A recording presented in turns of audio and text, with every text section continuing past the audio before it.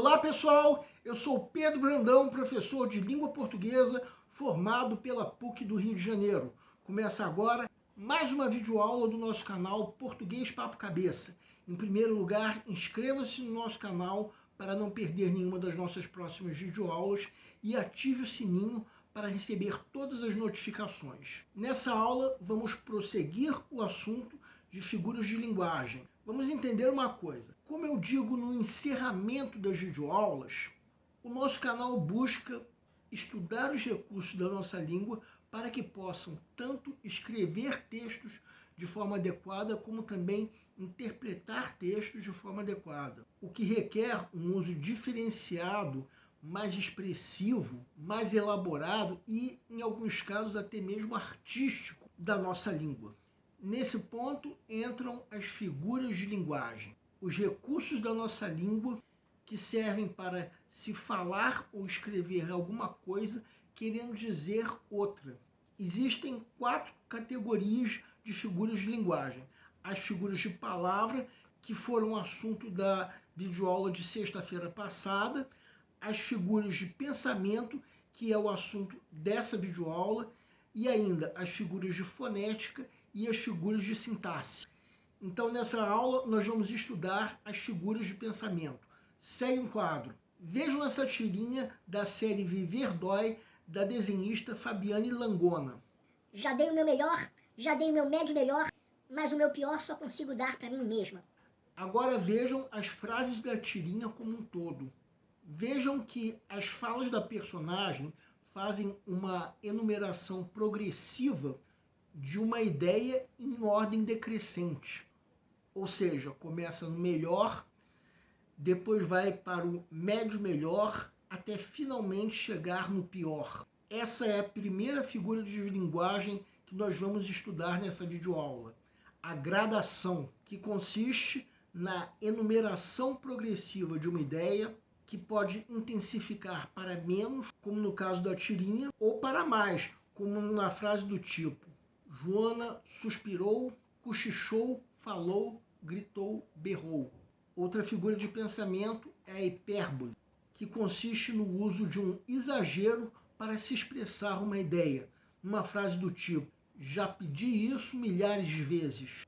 Outra figura de pensamento é a antítese, que consiste na colocação de ideias opostas no mesmo plano, evidenciando assim um contraste. Quem quiser pode dar uma pausa para ler esses 3 exemplos. Outra figura de pensamento é o paradoxo, que consiste numa contradição com o uso de elementos antagônicos que são sobrepostos, dando uma ideia de exclusão.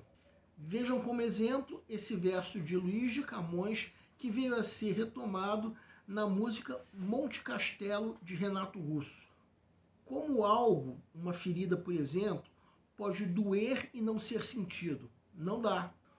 Outra figura de pensamento é a ironia, que consiste na afirmação do contrário daquilo que se pensa, muitas vezes expressando sarcasmo ou provocação indireta. Vejam essa frase: ótima ideia foi trazer esse cachorro, ele emporcalhou a casa.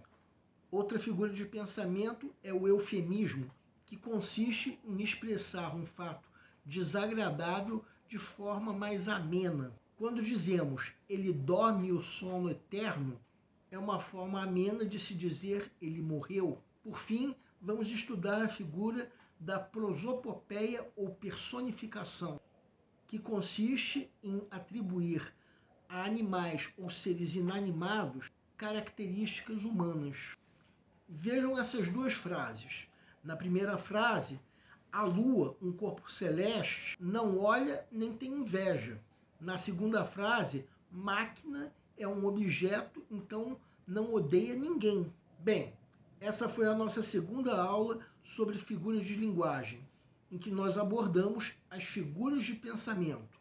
Na nossa última aula sobre figuras de linguagem, vamos comentar uma questão de concurso relativa ao assunto. Por enquanto, o assunto fica por aqui.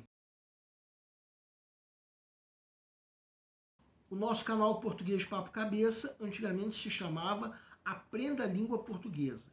Cada vez mais nós estaremos focados em vocês, que estão movendo a roda da história para que seja criado um futuro melhor para todos. Então, o nosso foco principal continua sendo os vestibulandos, que terão no nosso canal uma fonte importante de estudos de língua portuguesa, onde nós ensinaremos os recursos da nossa língua para que possam, em primeiro lugar, escrever de forma adequada, entre outros textos, a redação do vestibular. Em segundo lugar, para que possam interpretar textos de forma adequada, não apenas na prova de vestibular ou concurso, mas também na leitura de textos que ajudarão vocês a se manterem atualizados. Cada vez mais, nós teremos no nosso canal um Papo Cabeça. Ensinaremos nossa língua sim, mas de forma a estimular a inteligência que nasceu dentro de vocês e que precisa ser estimulada. E a missão do nosso canal é melhorar cada vez mais. Então vocês podem usar tanto o nosso e-mail quanto a nossa fanpage do Facebook para fazerem qualquer comentário, elogio, crítica ou até reclamação sobre as nossas videoaulas. Vocês também podem usar tanto o nosso e-mail quanto a nossa fanpage para pedirem para esclarecer qualquer dúvida que vocês tenham sobre a matéria. E nós agradecemos a todos vocês que estão assistindo nossas videoaulas, em especial nós agradecemos a todos vocês que estão compartilhando nossas videoaulas com outras pessoas. Muito obrigado porque vocês estão ajudando o nosso canal a ser feito. Pedimos ainda que deixem um like. Muito obrigado e aguardem nossa próxima aula.